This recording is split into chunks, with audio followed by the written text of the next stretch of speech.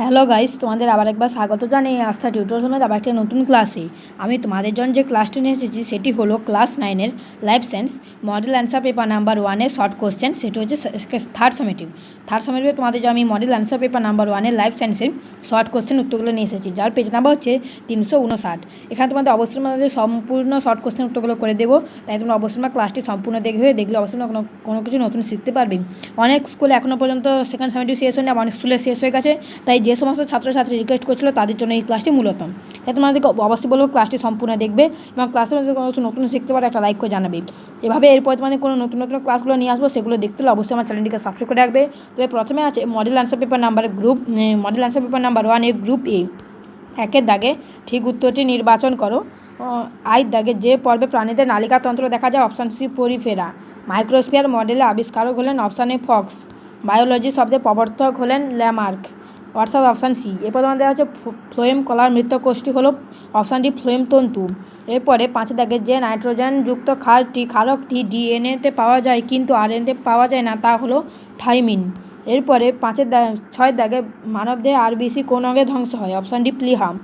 এরপরে পাকস্থলী অন্তঃগাত্রে অবস্থিত যে কোষ থেকে এই সেল খরিত হয় তা হলো অক্সিনটিক কোষ। এরপর তোমাদের দেওয়া আছে যে প্রকার শ্বেতরক্তকণিকা অ্যালার্জি প্রতিরোধ করে বা প্রতিরোধে সাহায্য করে সেটি হলো ইসিওনোফিল। এরপর তোমাদের দেওয়া আছে 9 দাগে প্রোটিন পরিপাকের পর যে পদার্থ উৎপন্ন হয় তাকে বলা হয় অপশান বি অ্যামাইনো অ্যাসিড। এরপর তোমাদের দেওয়া আছে যে ভ্যাম হলো এক প্রকার এন্ডোমার্কোরাইজাম। তো হচ্ছে এক্স আই দাগে যেটি হয় দেওয়া আছে যে এখানে এক্স আই দাগে টিটেনাস বা লক্স জীবাণু হলো অপশান এ ব্যাকটেরিয়া। এরপর তোমাদের দেওয়া আছে যে ডেঙ্গু জ্বরে বাহক প্রাণীটি হলো এটি হবে স্ত্রী এডিস মশা। এরপর তোমাদের দেওয়া আছে এক্স ত্রিপলাই বাস্তুতন্ত্রে কত শতাংশ শক্তি পরিবর্তিত পুষ্টি স্তরে পৌঁছয়, এটি হবে অপশান বি 10%। এরপর তোমাদের আছে কমিউনিটি স্তরে যে আন্তঃক্রিয়ার ফলে উভয় প্রজাতি উপকৃত হয় তা হলো মিথজীবিতা। এরপর তোমাদের দেওয়া আছে এক্স ভি, অর্থাৎ 5 দাগে দেশে কত শতাংশ বনাঞ্চলের প্রয়োজন হয়, এটি হবে 33%। এরপর তোমাদের দেওয়া আছে 2 দাগে একটি বাক্যের উত্তর দাও যে কোনো 6টি। আয়ের দাগে নিচের সম্পর্কযুক্ত শব্দজোড় দেওয়া আছে, প্রথম জোড়টি সম্পর্ক দেখে দ্বিতীয় জোড়টি শূন্যস্থান পূরণ করো। প্রথমে দেওয়া আছে যে leucine is to amino acid, তাহলে এখানে গুয়ানিন ইজ টু ড্যাশ। এই প্রশ্ন উত্তরটি পাইনি, যদি পাই অবশ্যই তোমাদের কমেন্ট করে জানাবো।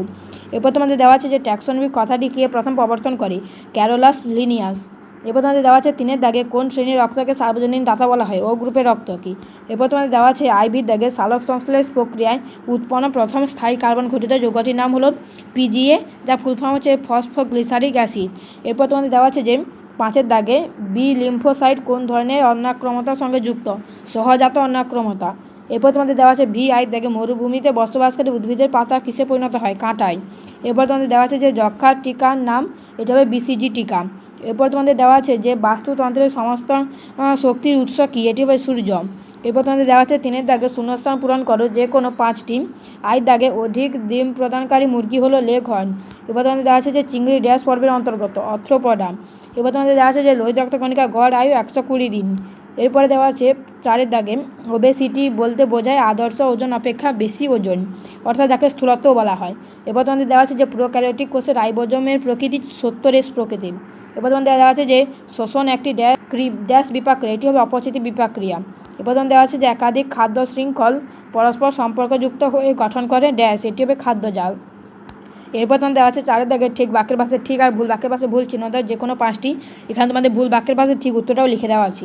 প্রথম প্রশ্ন দেওয়া আছে যে ভিটামিন ই কে হেমোরেজিক ভিটামিন বলা হয়, এটি হচ্ছে ভুল, এটি হবে ভিটামিন কে। আর আমরা এটা মনে রাখবো কী করে না, এটা মনে রাখা টোটাল কোন ভিটামিন কী রোগ প্রতিরোধ করে তার জন্য তোমাদের বলে দিচ্ছি। এতে রাতকানা, বিতে বেরিবেরি, সিতে স্কারভি, ডিতে রিকেট, ইতে বন্ধত্ব আর কেতে হেমারিজ। এখানে যেহেতু হেমারিজ বলেছে তাই এটা ভিটামিন কে হবে। এরপর তোমাদের দেওয়া আছে অনুজীব সার ব্যবহারের ফলে ফসলের উৎপাদন বাড়ে, এটি হচ্ছে ঠিক। এরপর তোমাদের দেওয়া আছে যে স্পাইরুলিনা খাদ্য হিসেবে ব্যবহৃত হয়, ঠিক। এরপর তোমাদের দেওয়া আছে বাস্তুতন্ত্রে বাজ পাখি গৌণ খাদক, ভুল, এটা হচ্ছে প্রগৌণ খাদক। এরপর তোমাদের আছে ফ্রান হলো একটি উভচর উদ্ভিদ, এটি হচ্ছে ভুল, এটা হচ্ছে মস জাতীয় উদ্ভিদ। এবার তোমাদের দেওয়া আছে যে মানুষের মস্তিষ্কের ওপর মেনিনজেস নামাজ হয়ে গেছে, মেনিনজেস নামাজ হবে না, পর্দার আবরণ থাকে, এটি হচ্ছে ঠিক। এরপর তোমাদের দেওয়া আছে যে 5 দাগে এ স্তম্ভের সঙ্গে বি স্তম্ভ সম্পর্ক স্থাপন করো। প্রথমে দেওয়া আছে যে কেঁচো, এটি হবে অ্যানিলিডা পর্বভুক্ত। এরপর তোমাদের দেওয়া আছে যে ভাজক কলা, এটি হবে অপশান বি দাগে সর্বদা বিভাজন ক্ষমতা সম্পন্ন। এবার তোমার দেওয়া আছে যে সায়ানো ব্যাকটেরিয়া, এটি হবে অ্যানাবিনা। এরপর দেওয়া আছে যে ম্যালেরিয়া প্লাজমোডিয়াম ভাইবক্স, আর লাইকেন, এটি হচ্ছে মিথজীবী। লাইকেন ও মিথজীবী। ছাত্রছাত্রীরা, এই ছিল তোমাদের জন্য আজকে আমার ক্লাসটি। সম্পূর্ণ দেখার জন্য অসংখ্য ধন্যবাদ। ক্লাসে তোমাদের কোনো কিছু নতুন শিখতে পারো, একটা লাইক করে জানাবে। এভাবে তোমাদের জন্য আমি 2 থেকে একদম শেষ পর্যন্ত মডেল অ্যান্সার পেপারগুলো নিয়ে আসবো। যদি সেগুলো দেখতে চাও অবশ্যই আমার চ্যানেলটিকে সাবস্ক্রাইব করে রাখবেন। আজকে আমার ক্লাসটি এখানে শেষ করলাম। দেখা হবে পরে কোনো একটা নতুন ক্লাসে। ততক্ষণ ভালো থাকবে, সুস্থ থাকবে। Tata, bye bye.